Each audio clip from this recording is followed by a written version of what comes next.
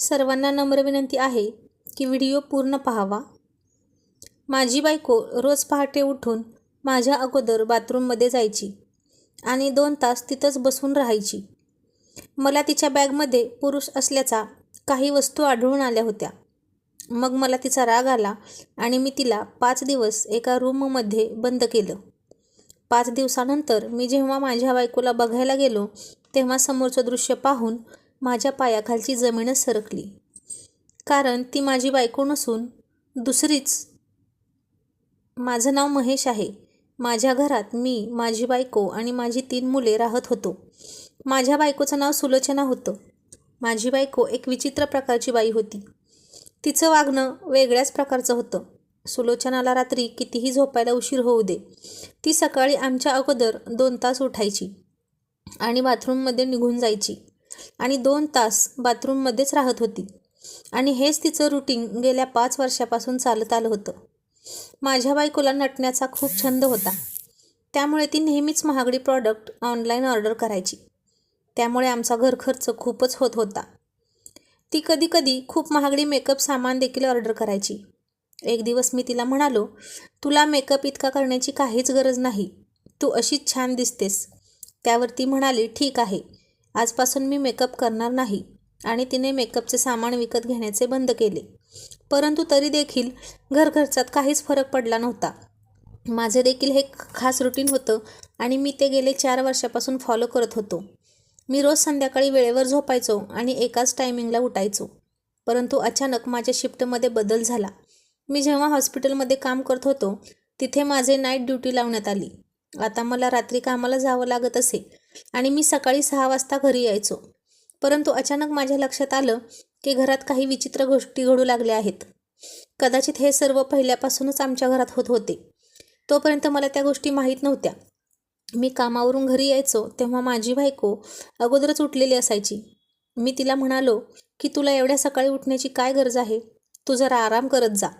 त्यावर माझी बायको म्हणाली, नाही, मला जरा महत्त्वाचं काम असतं, तुम्ही जाऊन झोपा. असं म्हणून बाथरूममध्ये ती निघून गेली आणि मी रूममध्ये येऊन झोपलो. सुलोचनाची ही गोष्ट मला नेहमी खटकायची की ती आमच्या रूममध्ये असलेल्या बाथरूममध्ये न जाता कॉमन असलेल्या बाथरूममध्ये जायची. मी तिला त्याबाबत विचारलं तर ती म्हणाली की जर मी रूममधल्या बाथरूममध्ये गेले आणि तुम्हाला तिथे जाण्याची गरज पडली तर मग काय होईल. मी हसतच तिला म्हणालो, तुला कुठे वर्षभर बाथरूममध्ये राहायचं आहे, 5 मिनिट मी वाट बघू शकतो. तेव्हा ती म्हणाली, नाही, मला जास्त वेळ लागतो, म्हणून मी तिकडेच जाणार. आता माझं रुटीन सेट झालं होतं, परंतु माझ्या बायकोचं रुटीन मला फार विचित्र वाटत होतं. ती रोजच मी कामावरून यायच्या अगोदर उठायची आणि मला रूममध्ये पाठवून स्वतः बाथरूममध्ये जायची. मी खूप थकलेला असल्यामुळे लगेच झोपी जायचो आणि जेव्हा उठायचो तेव्हा माझी बायको नटून थटून माझ्यासमोर उभी असायची. तिच्या चेहऱ्यावर मेकअप कमी असायचा, परंतु रोज सकाळी तयार व्हायची. आता तर मला वाटू लागलं होतं की रोज सकाळी माझ्यासाठी तयार होण्यासाठी ती उठत असेल. पण आमच्या लग्नाला आता 6 वर्षे होऊन गेली होती. सुरुवातीची काही दिवस बायको नवऱ्याच्या पुढे पुढे तयार होऊन येते, पण आता तशी काही गरज नव्हती. एक दिवस मी कामावरून आल्यावर माझ्या रूममध्ये झोपलो, परंतु थोड्या वेळाने खूप तहान लागल्यानंतर मी पाणी पिण्यासाठी किचनमध्ये आलो. मला वाटलं सुलोचना किचनमध्ये काहीतरी काम करत असेल, तर ती मात्र किचनमध्ये नव्हती, ती बाथरूममध्ये होती. मला आता माझ्या रूममध्ये जाऊन अर्धा तासापेक्षा जास्त वेळ झाला होता, तरी देखील ती बाथरूममधून बाहेर आली नव्हती. तेव्हा मी बाथरूमचा दरवाजा वाजवला आणि ती बाहेर येण्याची वाट बघू लागलो, परंतु तिनं आतून काहीच उत्तर दिलं नाही. बाथरूममधून कसला तरी आवाज येत होता. मी पुन्हा एकदा दरवाजा वाजवला, परंतु अजून काहीच उत्तर आलं नाही. आता मात्र मी खूप घाबरलो. मला वाटलं सुलोचना बाथरूममध्ये बेशुद्ध पडली असेल. त्यामुळे मी घाबरून दरवाजा तोडण्याचा प्रयत्न करू लागलो. मला पूर्ण खात्री होती की सुलोचना आतमध्ये बेशुद्ध होऊन पडली आहे, नाहीतर तिने मला नक्कीच उत्तर दिलं असतं. मी दरवाजा तोडण्यासाठी ताकद लावत होतो. तेवढ्यात तिने दरवाजा उघडला. सुलोचना बाथरूममधून बाहेर आली. ती फार सुंदर दिसत होती. इकडे माझा जीव जाण्याची वेळ आली होती. ती मात्र नॉर्मल होती. ती बाहेर येताच मी तिला विचारलं, तुला दरवाजा उघडायला एवढा वेळ का लागला? मी किती वेळचा दरवाजा वाजवत आहे. त्यावर ती म्हणाली, तुम्ही हे काय बोलत आहात? एवढा वेळ कुठे तुम्ही दार वाजवलं होतं? मी तर लगेच दरवाजा उघडला. त्यावर मी तिला म्हणालो, मी 15 ते 20 मिनिटांपासून दार वाजवत होतो. आता तर दार तोडायला लागलो होतो. त्यावर सुलोचना म्हणाली, हे तुम्ही काय बोलत आहात? तिच्या चेहऱ्याकडे बघून हे स्पष्ट दिसत होतं की ती खोटं बोलत आहे. परंतु मी तिच्याशी जास्त वाद घातला नाही आणि रागानेच माझ्या रूममध्ये निघून गेलो. दुसऱ्या दिवशी सकाळी जेव्हा मी मुलांना शाळेत सोडायला गेलो, तेव्हा शाळेचा वॉचमॅन मला म्हणाला, आज मुलं पहिल्यांदा वेळेवर शाळेत आली, नाहीतर मुलांना रोजच शाळेत यायला उशीर होतो. वॉचमॅनचे हे बोलणे ऐकून मला धक्का बसला, कारण मुलांना शाळेत सोडायचं काम माझ्या बायकोचं होतं आणि ती रोजच मुलांना शाळेचे आवरून घ्यायचं आहे म्हणून लवकर उठायची. मात्र रोजच मुलांना शाळेत सोडायला उशीर कसा होऊ शकतो? ती घरातील कामे देखील उशिरानेच करायची आणि मुलांना देखील शाळेत उशिरा सोडायची.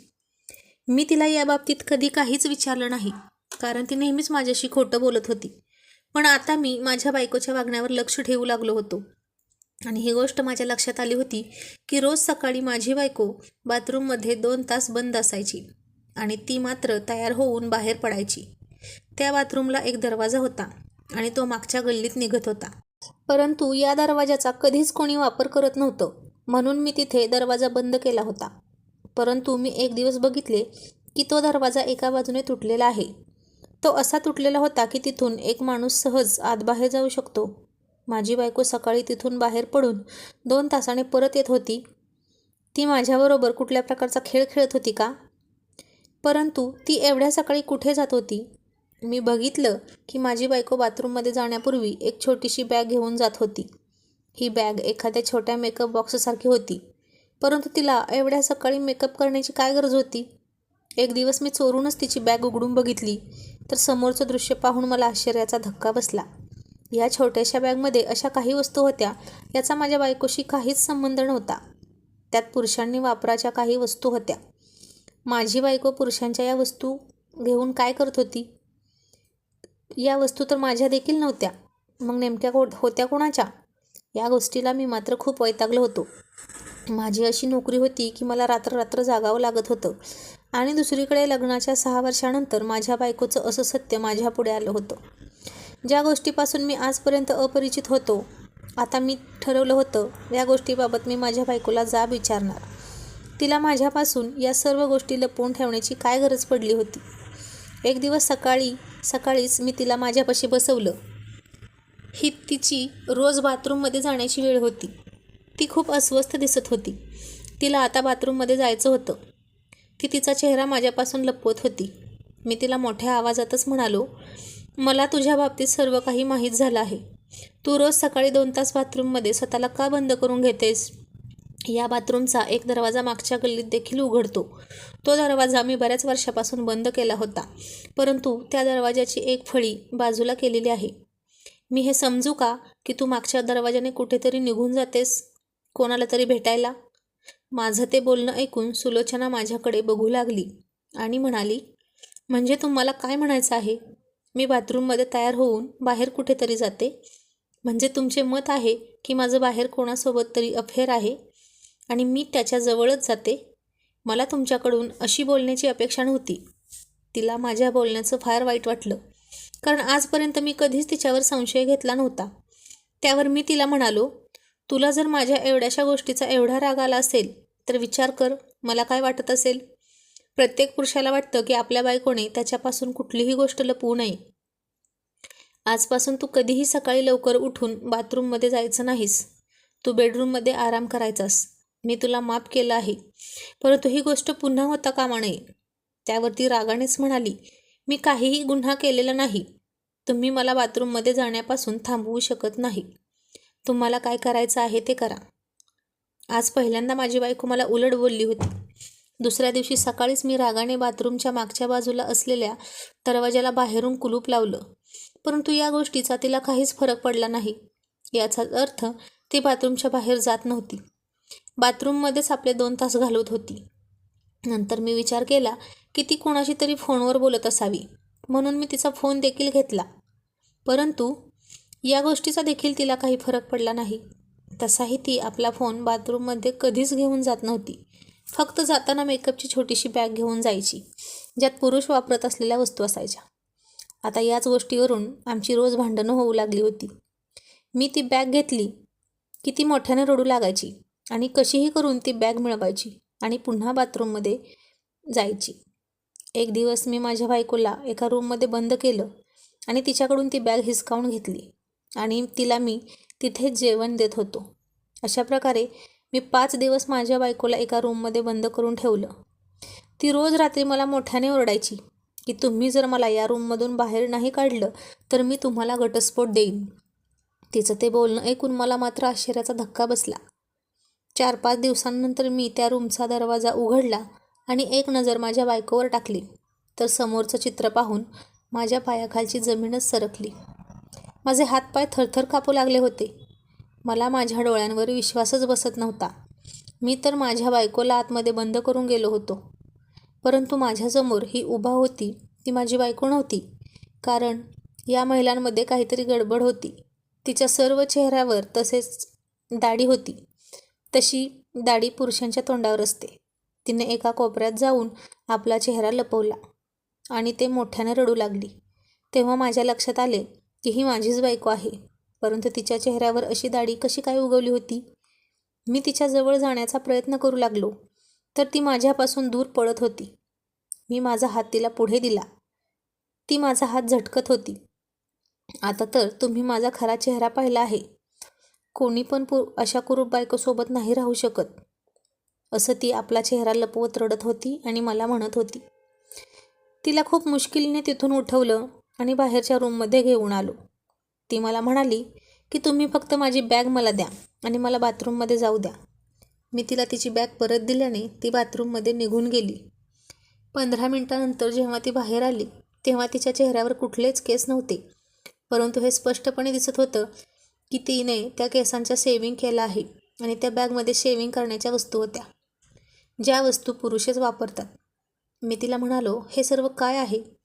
त्यावर ती सांगू लागली की मला एक हार्मोन्सचा आजार आहे, त्यामुळेच माझ्या चेहऱ्यावर पुरुषासारखी दाढी उगवते. हे केस खूप वेगाने माझ्या चेहऱ्यावर वाढतात. रात्रीतून हे केस माझ्या गालावर येतात. मी 7 वर्षाची असल्यापासूनच मला हा आजार आहे. त्यामुळेच लग्न करण्याची माझी अजिबात इच्छा नव्हती, परंतु माझ्या आईवडिलांनी माझं लग्न जबरदस्तीने लावून दिलं. मी विचार केला होता की ही गोष्ट मी माझ्या नवऱ्यापासून लपवून ठेवेल. म्हणूनच मी रोज सकाळी लवकर उठून बाथरूममध्ये जात होती. मला हे केस साफ करण्यासाठी आणि मेकअप करून हे केस लपवण्यासाठी पूर्ण 2 तास लागत होते. मी हे केस लपवण्यासाठी खूप महागडे लोशन घेतले होते. माझे सर्व पैसे याच गोष्टीसाठी खर्च होत होते. गेल्या 5 वर्षापासून माझं हेच रुटीन आहे.